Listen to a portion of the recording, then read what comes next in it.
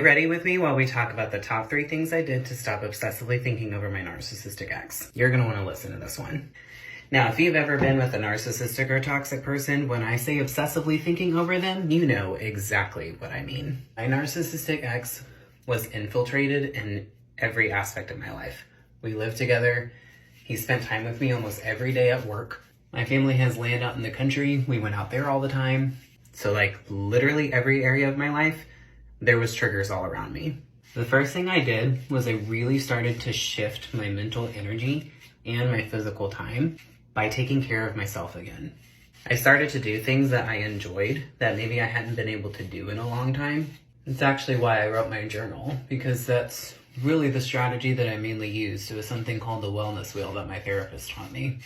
Because here's the reality. If we have all this time and mental energy to be putting into thinking about our narcissistic ex, then that means we do have the time and the mental energy to put back into our own healing.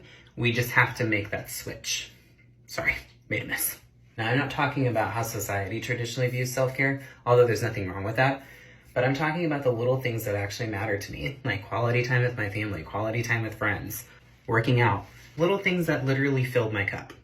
Because let's be honest, not all of us can afford to get a massage every other week, and not all of us can afford to get facials or get our nails done all the time. So it's these little things that you can implement at home on a day-to-day basis that are actually going to make the biggest impact on you because you're able to do them more consistently. It's more about having a balanced practice of self-care and just allowing yourself to not feel guilty about taking care of yourself. And if we've been in a relationship with a narcissistic or toxic person, we've either been made to feel like taking care of ourselves is selfish, or they've just flat out said it.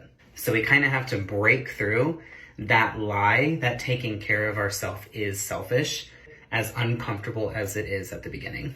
And we have to start reclaiming activities for ourselves that potentially have a negative connotation to them because of our narcissistic ex. All right, come back for part 2 because we're just getting started.